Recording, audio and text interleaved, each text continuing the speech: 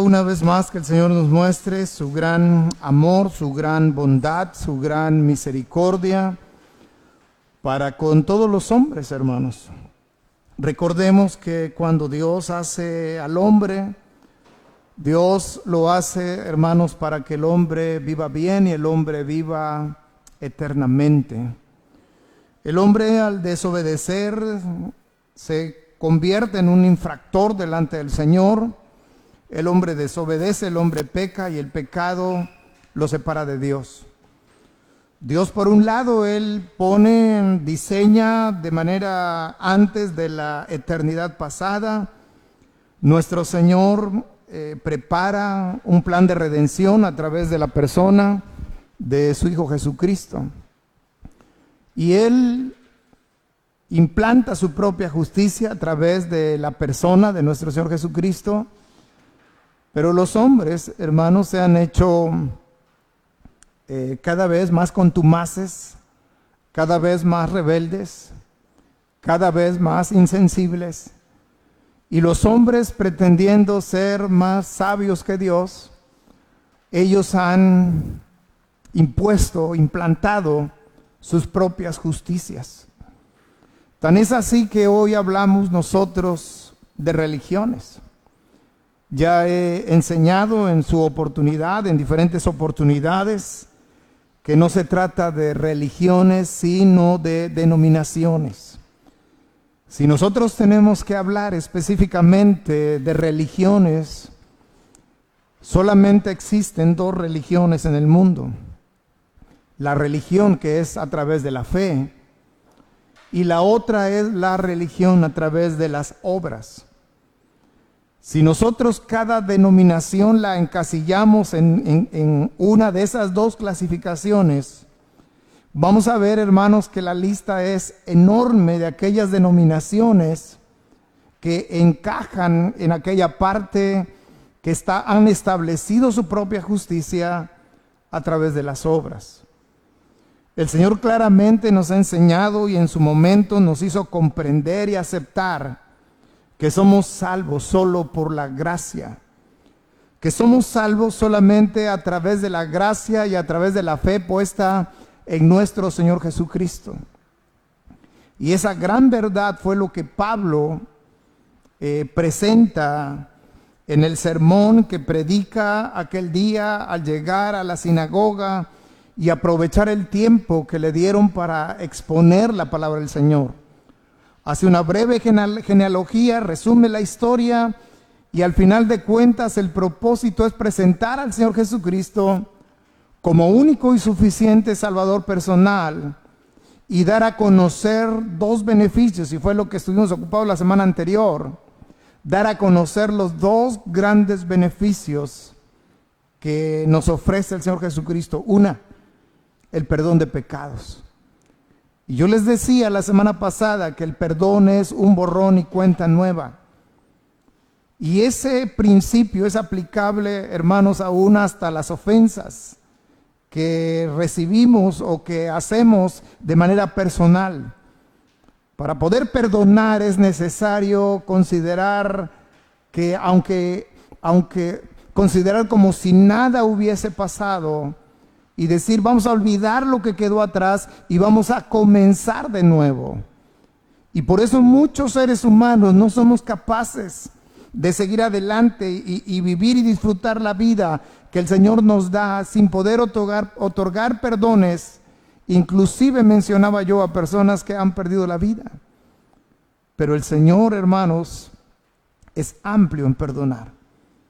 El Señor, sin importar cuál sea nuestro pecado, Él nos perdona.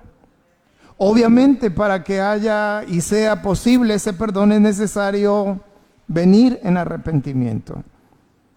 Y la segunda cosa que al menos la obra redentora de nuestro Señor Jesucristo hace es la justificación. Muy pocos creyentes comprendemos en qué consiste la doctrina de la justificación. También es algo que se los he explicado ya bastante, pero hermanos, justificación es simplemente rectitud. Leímos la semana anterior un pasaje de oro que nos explica cómo Dios no creó al hombre perfecto, sino que Dios creó al hombre recto. Y Eclesiastés 7:29 nos enseña justamente esa verdad, que Dios creó al hombre recto y que el hombre se desvió en muchas perversidades. Justamente para eso para eso Dios envió al Señor Jesucristo, para que todo aquel que en Él cree no se pierda o no muera, como dice la versión en inglés, sino para que tenga vida eterna. Ahora les hago esta intro para que comprendamos lo que Pablo está predicando y recordemos algo, porque es importante que cuando le ceden la palabra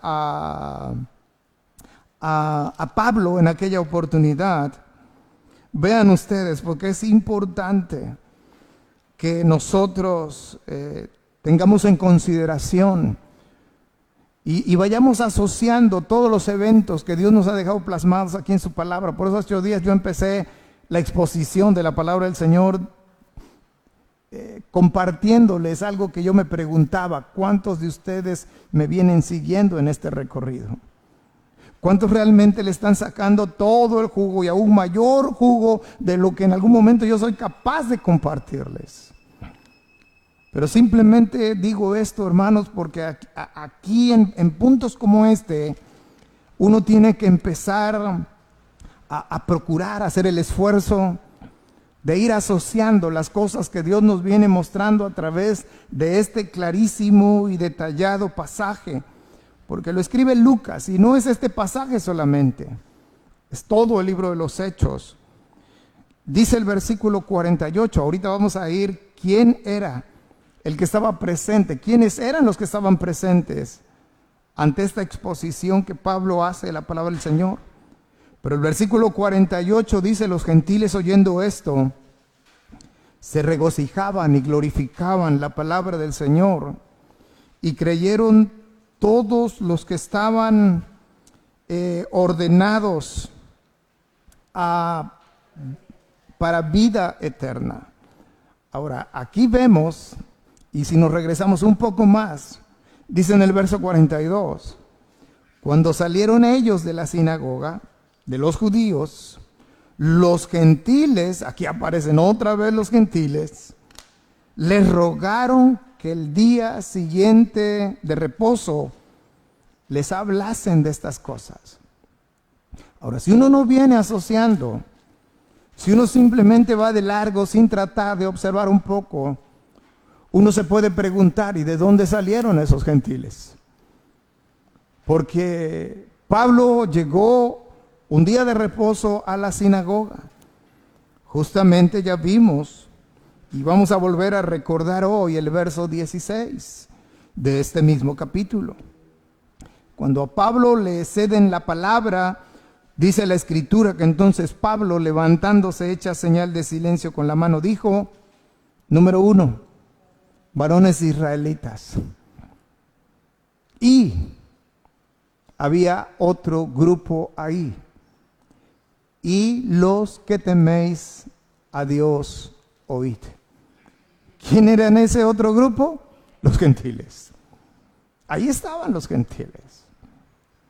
Obviamente traté de explicar algo que solamente se enseña cuando se enseña en una clase sobre cómo preparar un sermón. Una clase sobre homilética. Yo les decía siempre, uno tiene que observar a quién va dirigido ese sermón. Y ese sermón que predica Pablo ese día está dirigido a los judíos. Pero no significa que el auditorio solamente era judío. ¿Cuántas veces no hemos estado nosotros presentes cuando se está predicando un sermón netamente evangelístico? Y nosotros llevamos años de ser creyentes. Y nosotros sabemos en qué consiste la salvación y lo que el Señor Jesucristo ha hecho por nosotros. Y cuando el sermón se está presentando y uno vuelve a contemplar la gracia de Dios, y cuando finalmente el predicador lanza la invitación, uno quisiera levantar nuevamente la mano. Pero uno hasta con la otra mano la detiene. Porque dice, eso no es para mí.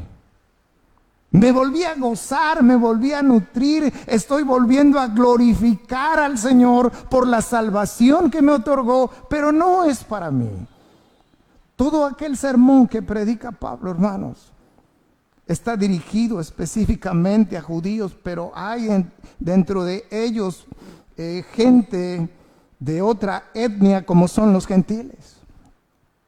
Ahora, Pablo termina de presentar el sermón y es el momento de salir de aquel recinto, es momento de salir de la sinagoga, y es justamente cuando los gentiles, en el verso 42, queda registrado como los gentiles son los que, hermanos, se quedaron, como decimos coloquialmente hablando, se quedaron picados. Ellos querían seguir escuchando la palabra del Señor. Yo creo, hermanos, que eso ocurrió porque en aquel tiempo todavía no existía el reloj de pulso. Porque cuántas veces, hermanos, cuando el sermón rebasa de los 40, 45 minutos, veo gente haciendo esto y viendo el reloj y diciendo a qué hora se va a terminar esto. Y nos aburrimos, nos desesperamos, queremos irnos por las tareas que están pendientes. Pero hay un precioso pasaje que solamente lo vamos a recordar de memoria. Y se encuentra registrado en el libro de Nehemías, capítulo número 8. En aquella ocasión el predicador obviamente no es Pablo, sino el predicador es Esdras. Ese gran escriba versado, diligente en la palabra del Señor, es el hombre, hermanos, al cual le ponen un entarimado. Literalmente la Biblia habla de un púlpito y Esdras se para y habla y abre, la palabra del Señor. Y el pueblo reunido está siendo alimentado a través de la exposición de la palabra del Señor, y el gozo es tanto y el impacto es tanto de la palabra del Señor que el pueblo llora, hermanos. Pero el pueblo no llora de tristeza. El pueblo en aquella oportunidad llora de gozo al escuchar la palabra del Señor. Pero solamente puede ser posible que ocurra en nuestra vida un impacto de esa naturaleza cuando todos nuestros sentidos están puestos en la palabra de Dios. Y eso es precisamente lo que ocurre en Nehemías capítulo 8. Al pueblo allá reunido no le importó, hermanos, el clima. Dios no se puso a dar detalles si había calor y a cuántos grados estaba, o si había mucho frío y estaban pasando frío, o si hacía calor, estaban pasando calor y tenían sed, o si había frío, necesitaban una cobija, o si habían desayunado y tenían hambre, les gruñían las tripas. Todo el sentido estaba puesto en la palabra del Señor. Y cuando todo el sentido está puesto en la palabra del Señor, es cuando Dios nos permite encontrarle precisamente el sentido, el sabor a su palabra. De unos años para acá, hermanos, vemos que hay un gran fervor religioso. Vemos las grandes reuniones masivas de gente como los mal llamados testigos de Jehová. Son reuniones multitudinarias porque hay comezón de oír. Pero tristemente no hay una comezón de oír por escuchar la verdad, por escuchar la sana doctrina, porque se ha convertido hoy más que nunca y se va acentuando y se va a acentuar más con el paso de los años el no escuchar realmente un así ha dicho Jehová. Por algunos años Dios nos dio la oportunidad de estar con un ministerio radial enseñando un día y predicando salvación otro día. Bueno, ya empecé, voy a terminar. Pero me llamaba mucho la atención cómo otros programas radiales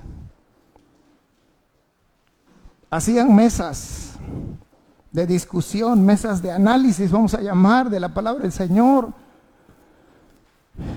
Y el moderador le decía: hermano fulano, ¿y tú qué piensas? Y aquel hermano con su importancia decía: bueno, yo pienso que la palabra del Señor dice.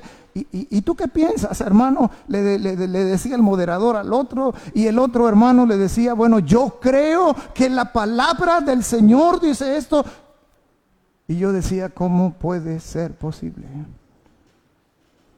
No es lo que yo digo, no es lo que yo pienso, es lo que así dice el Señor, así lo ha dicho Jehová. Pablo le habla una de sus cartas a Timoteo y le advierte que sea cuidadoso, porque vendrá tiempo donde no se soportará la sana doctrina, donde la gente va a tener comezón de oír, y así se llama este mensaje, y estarán tratando de escuchar acerca de la palabra, de una palabra, pero no la palabra de verdad.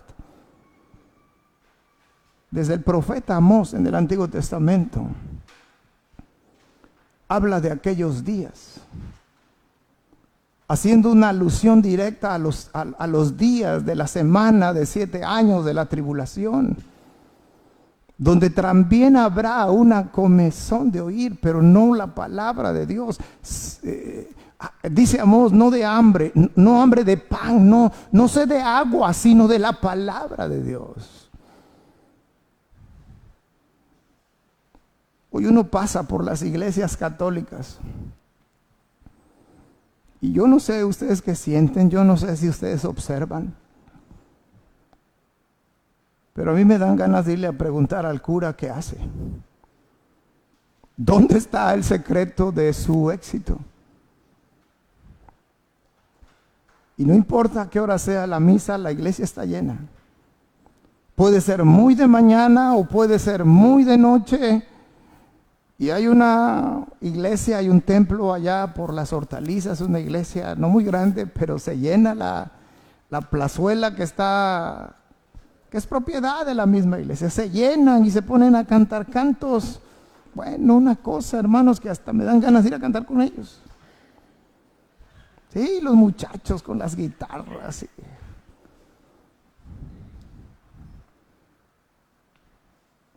Esta gente, hermanos, este grupo de gentiles realmente estaba hambriento de Dios.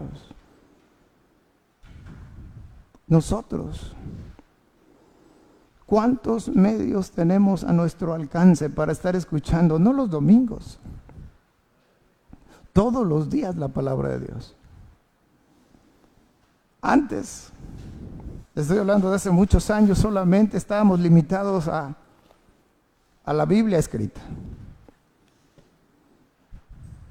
Y quizás cabía el argumento de decir: es que no tengo tiempo de leer la escritura. Pero ahora las Biblias están hasta en estos aparatitos inteligentes. Puede uno tener la Biblia escrita. Ay, hermano, es que mis ojos ya no veo casi, hermano. ¿Qué cree?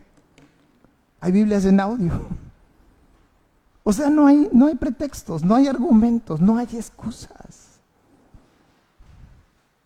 Ahora, todos los domingos, al menos Dios nos permite estar aquí en su casa. ¿Cuál es la actitud? ¿Qué grado de reverencia tenemos? ¿Cuál es el efecto que está causando la palabra del Señor? Estos hombres vienen saliendo de la sinagoga junto con el apóstol Pablo y ya le están pidiendo 8 días antes que el siguiente sábado por favor regrese y que les predique.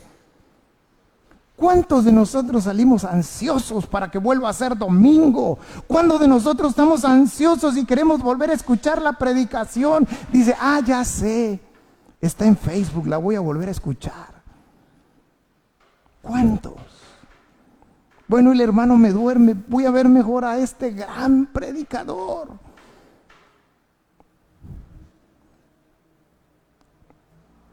los recursos están para que nosotros, hermanos, podamos permanentemente estar escuchando la voz de Dios y estar escuchando, hermanos, a través de escuchar, podamos ser nosotros permanentemente también estar siendo alimentados. No solamente pasa esto con la exposición de la palabra del Señor. Quiero poner otro ejemplo. Y el otro ejemplo, hermanos, tiene que ver con la oración. Me atrevo a decir, y voy a ser osado, me atrevo a decir que poco oramos la mayoría.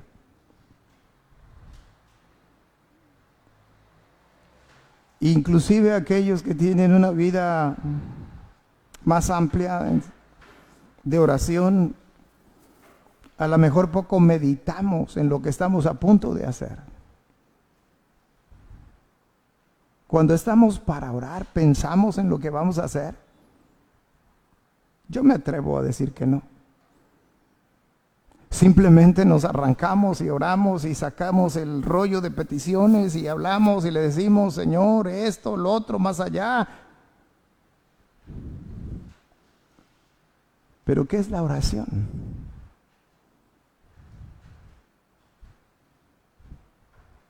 Que usted diga, ahorita voy a orar. ¿Qué cosa más grande voy a hacer?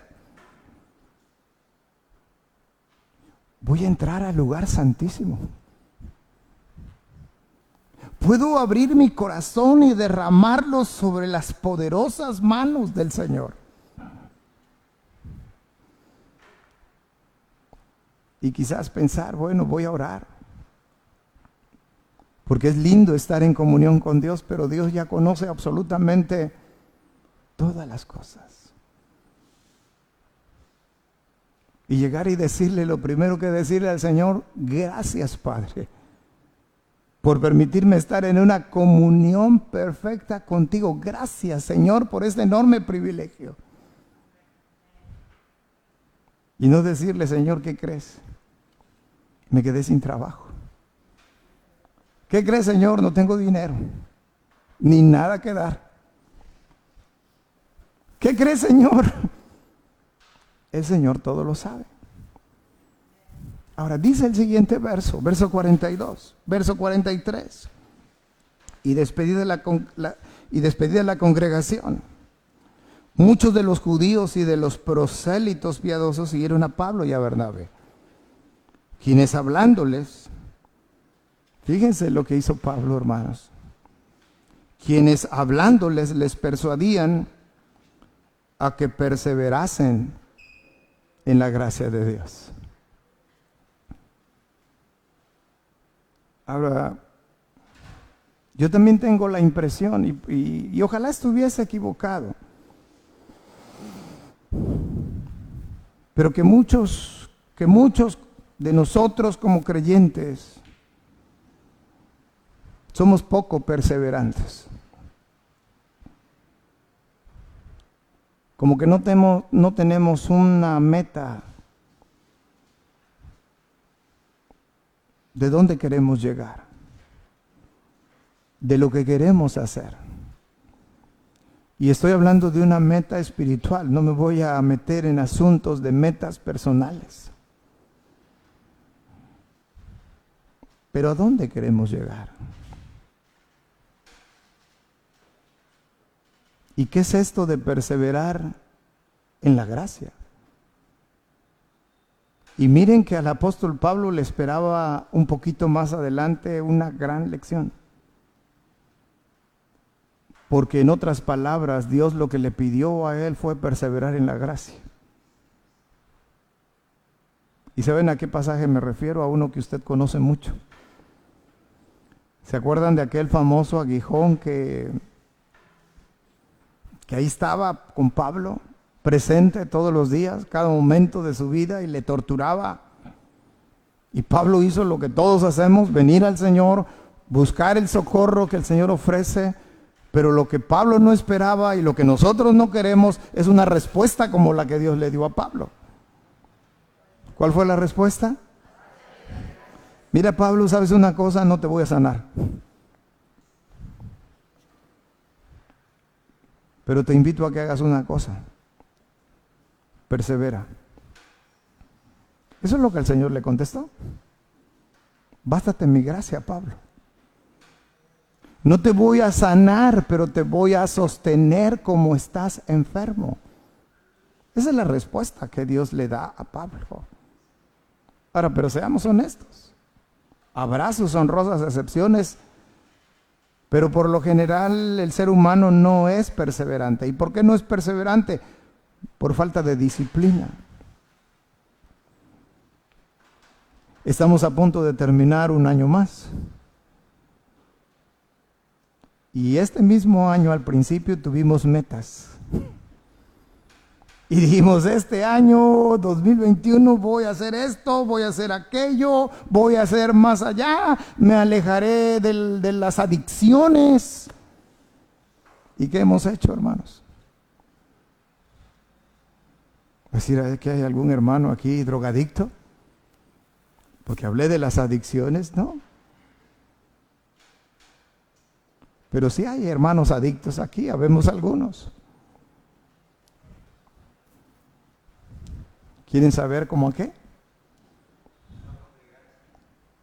Bueno, ese es otra, ese es otro deporte.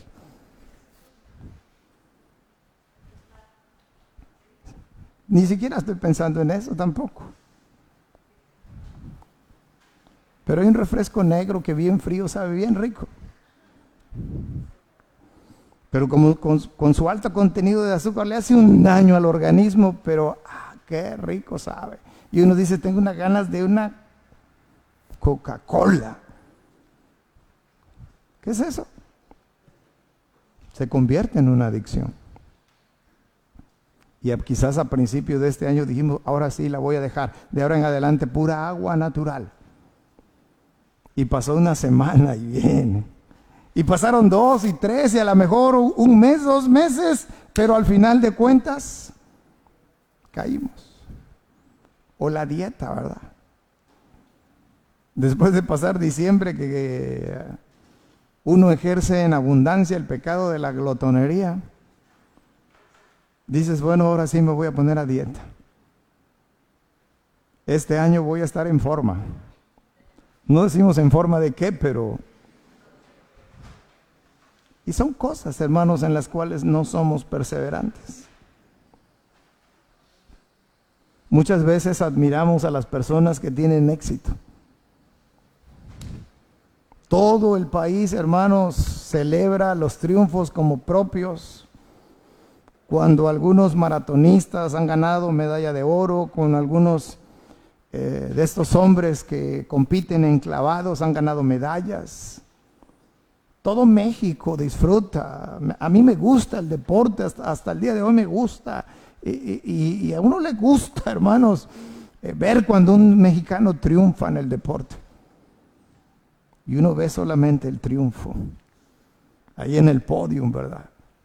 Y con qué orgullo ven izar la bandera nacional y entonar el himno mexicano y se enchina la piel, una cosa, ¿verdad? Todo el mundo vemos el triunfo. Pero lo que olvidamos de ver es el trabajo que hay detrás de esa medalla. Los sacrificios que tuvo que hacer aquella persona. Los días que se tuvo que levantar de madrugada y ejercitar su cuerpo, quién sabe cuántas horas al día. O el que logra el éxito en lo económico. Vemos lo bonito. Envidiamos el glamour, envidiamos eso, pero olvidamos, no queremos saber qué es lo que tuvo que hacer aquella persona para llegar ahí.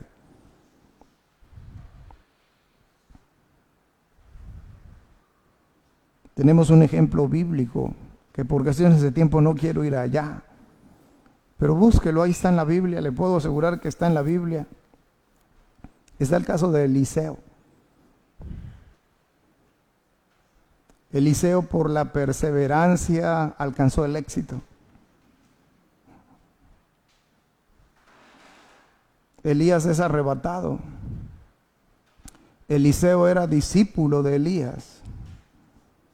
Y llegando a una ciudad, lo quieren desalentar y dicen, oye, tu maestro no está. Y él persevera. Llega a otra ciudad y lo quieren desalentar y Elías dice, vive Jehová y vive tu alma. Y sigue adelante. Y llega a una tercera ciudad y ocurre exactamente lo mismo. Y Eliseo es un hombre de éxito. ¿Por qué? Por la perseverancia. Ahora, lo que Pablo le dice a esta gente que lo sigue es que perseveren en la gracia de Dios. Les acabo de mencionar la cita donde Pablo ora y Dios le contesta, bástate mi gracia. Y les acabo de decir que Pablo es un hombre que perseveró en la gracia. Tan es así que Pablo en 1 Corintios 15, él dice, por la gracia de Dios, soy lo que soy.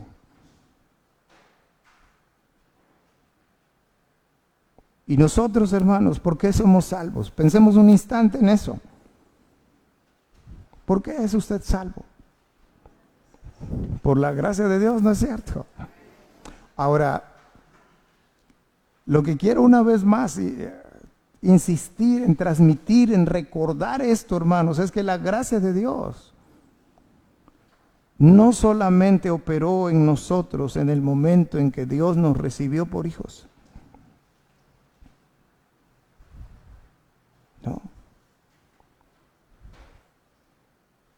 Vean ustedes, hay un pasaje para mí alentador, y es el pasaje de Filipenses 1:6, donde nos dice que estando persuadido de esto, que el que comenzó en vosotros la buena obra, ¿saben qué promete Dios? Perfeccionarla hasta el día de Jesucristo. Y saben una cosa, hermanos, yo lo creo.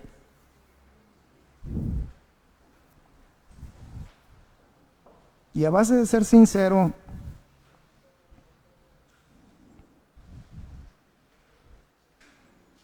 hay cosas que no me gustan de mí. No les voy a decir qué, porque ustedes ya tienen descubiertas algunas por sí mismos. Pero hay cosas que no me gustan de mí. Una vez les dice, no me gusta tal cosa de tal persona. Lo más difícil es distinguirse lo que no es agradable de uno mismo. Y a veces hasta me caigo gordo.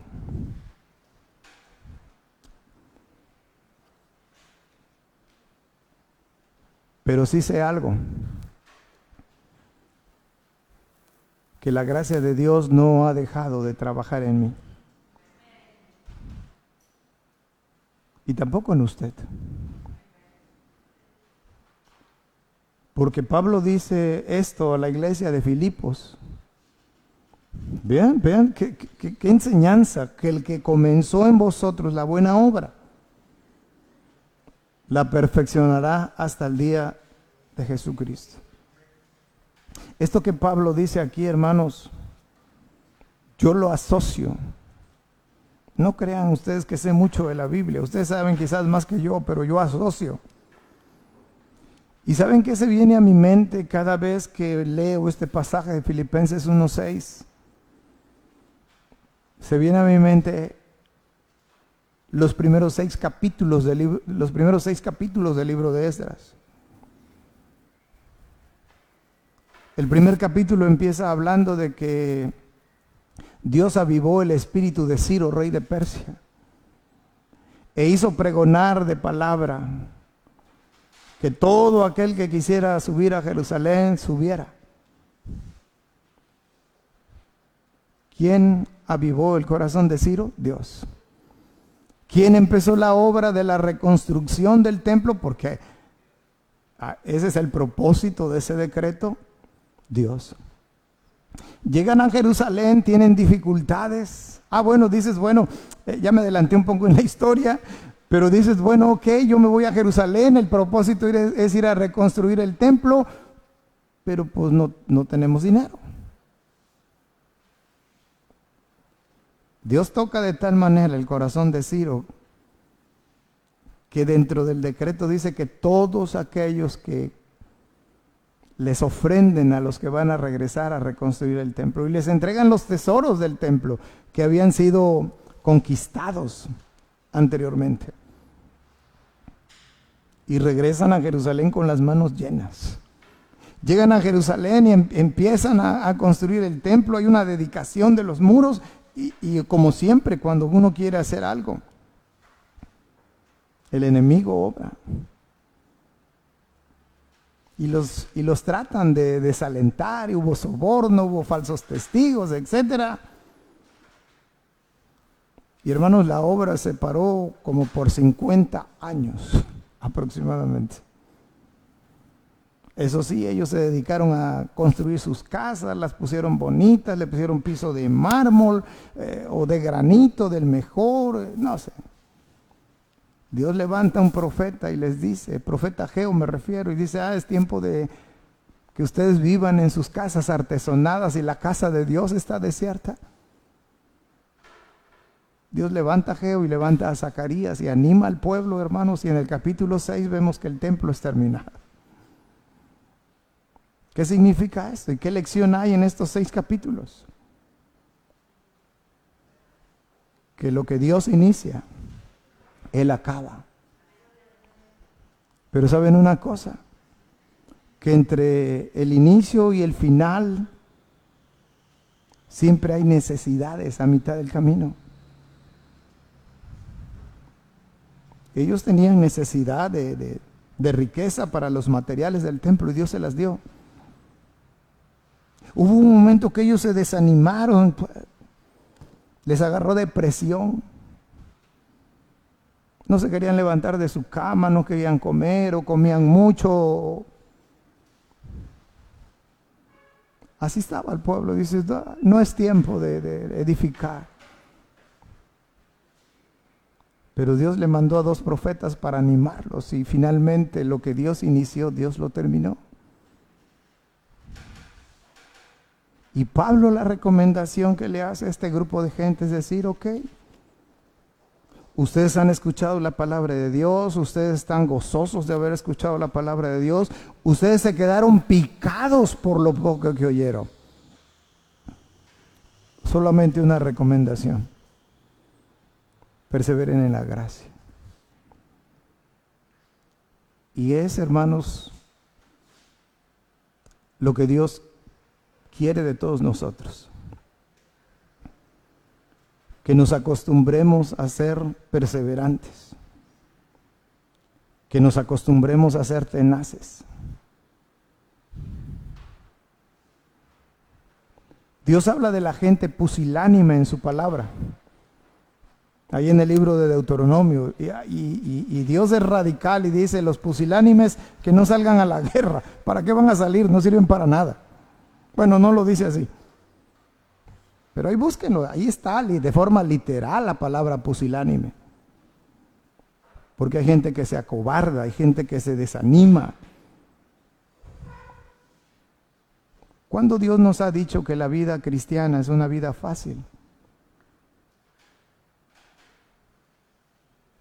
Eso lo enseñan ahí en Díaz Mirón y Mina, creo es la otra calle. Hasta lo animan a que pare de sufrir. Muchos de nosotros debemos estar allá. El Señor Jesucristo enseñó algo muy diferente. El Señor Jesucristo dijo, en el mundo tendréis ¿qué cosa? Pero no te rajes. No te achicopales.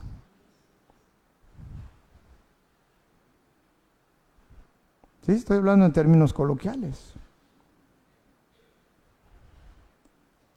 Porque muchas veces lo que hacemos, hermanos, es arrastrar el buen nombre de Dios. ¿Qué tienes? Ay, es que estoy... Ay, que mírame. Por favor. ¿Y tu Dios? ¿Se olvidó de ti?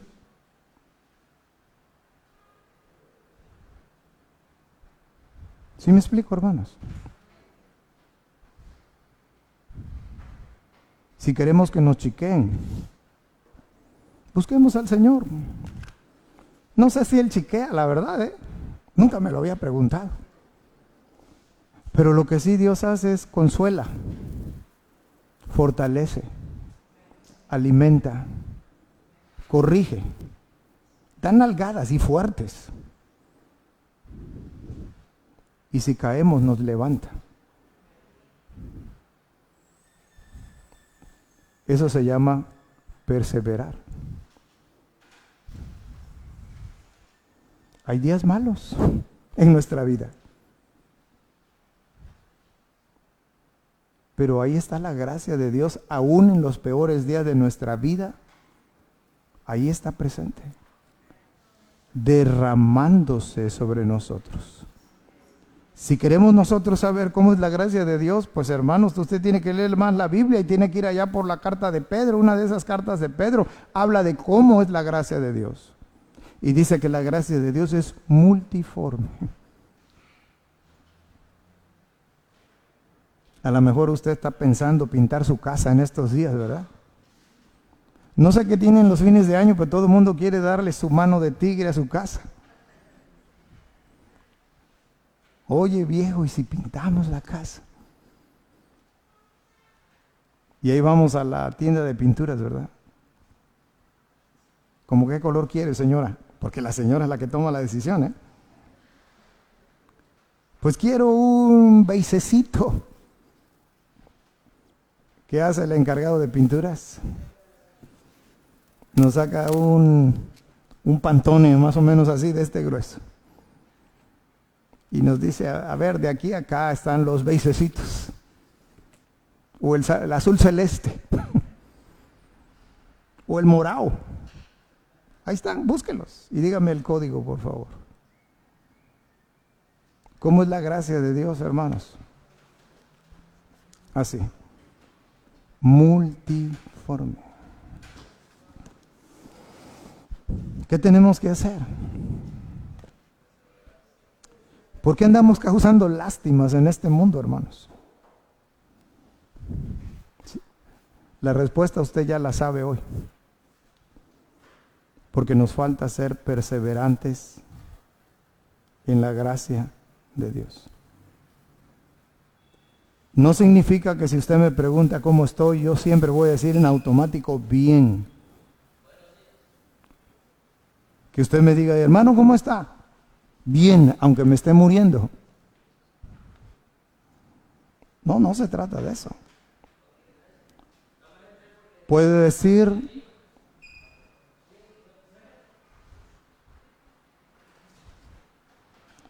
puede usted decir, pues la verdad me siento un poco mal, me he sentido un poco mal, las cosas no me están saliendo muy bien, porque finalmente hay un propósito de que seamos iglesia. Y lo dice la palabra del Señor, que nos animemos unos a otros. Y obviamente, de que oremos unos por otros. Vivir bajo la gracia, hermanos, que no sea como las dietas, que no sea como los propósitos de Año Nuevo, que a la primera de cambios los dejamos botados. Perseveremos en la gracia del Señor. Dios ha sido perseverante conmigo. La pregunta es, ¿ha sido perseverante con usted? Hay gente que vemos con algún tipo de conducta, algún tipo de problemática, que luego decimos, pues yo creo que ni volviendo a nacer. O ya de plano le hacemos la cruz y decimos ya, ni al caso. Pero Dios ha sido perseverante. Día a día, año tras año, el Señor, como el gran escultor que es, ha ido forjándonos. Porque recuerden que su meta es hacernos conforme a la imagen ¿de quién? De su Hijo. Pongámonos en pie. Que el Señor nos ayude a seguir adelante. Que el Señor nos fortalezca. Pero que el Señor fortalezca nuestra fe, hermanos. A veces es muy fácil dejarse ser tentado y decir, ¿qué caso tiene de seguir adelante? ¿Qué caso tiene de seguir dependiendo de Dios?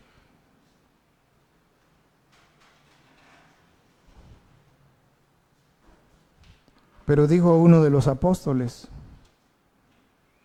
¿a quién iremos?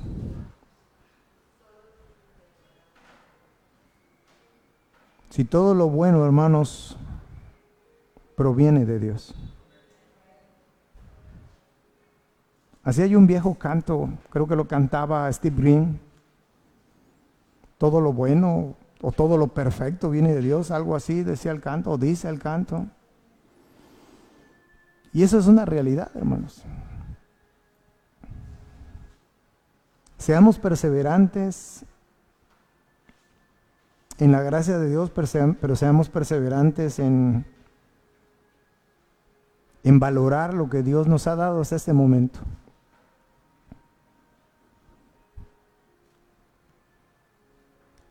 Tres olas han pasado de la pandemia. Cientos de miles de muertos alrededor del mundo. ¿Y cómo estamos nosotros, hermanos? Estamos vivos.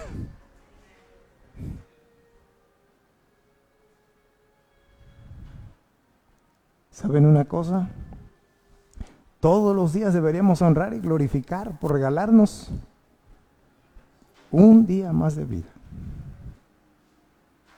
Pero ese día nuevo que Dios nos está regalando, hermanos, aprovecharlo, disfrutarlo, hacer de él una fiesta y decir, Señor, gracias, que este día sirva para honrar y glorificar tu nombre. Y si hay dificultad, ayúdame para ser perseverante en tu gracia y permitir que tu gracia me siga sosteniendo y que tu gracia me siga dirigiendo y que tu gracia me lleve a glorificar tu nombre, cualquiera que sean las circunstancias.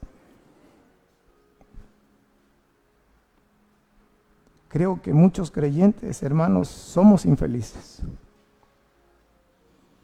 Porque tenemos puesta nuestra mirada, por un lado, en el mundo, tenemos puesta por otro lado nuestra mirada en las cosas que no tenemos y nos olvidamos de todas las bendiciones que por la gracia de Dios de manera permanente se están derramando sobre nuestras vidas.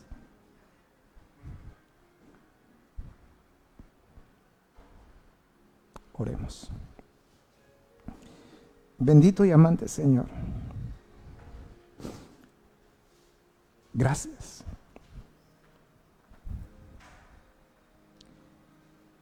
Gracias, Señor, por todas las cosas que nos concedes. Gracias, Señor, por tu abundante gracia que se derrama permanentemente sobre nuestras vidas. Gracias. Y hace un momento lo ponía como ejemplo, pero es una realidad. Hoy yo quiero decirte gracias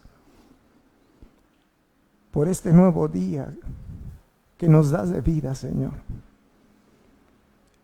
Porque es un día único a lo largo de la semana, porque nos das el privilegio de apartarnos de nuestras actividades y consagrar un poco de tiempo para venir a honrar y glorificar tu nombre, Señor. Gracias por habernos dado la oportunidad de conocerte. Gracias porque en aquellos momentos en los cuales estuviste trabajando en nuestro corazón, estuviste derramando en abundante tu gracia, Señor. Gracias por aquellos instrumentos que tú utilizaste para que nosotros llegáramos a conocerte. Gracias por el sacrificio sobre todas las cosas de tu Hijo Jesucristo. Gracias, Señor, porque en medio de la debilidad y los tropiezos han pasado los años. Pero aquí estamos, Señor. No es porque todo haya sido bien y todo nuestro caminar haya sido conforme a tu voluntad. Es gracias a tu gracia, Señor, que nos permite llegar hasta estas instancias, Señor. Ejemplos hay muchos, pero de verdad con todo mi corazón, y me cuesta trabajo controlar mis emociones, pero gracias, Señor. Y una vez más, dentro de mis gratitudes, Señor, y lo digo con todo mi corazón, es gracias por la vida de tu iglesia. Gracias por los perseverantes, Señor. Gracias por los que a pesar de todas las cosas, seguimos en pie de lucha, Señor.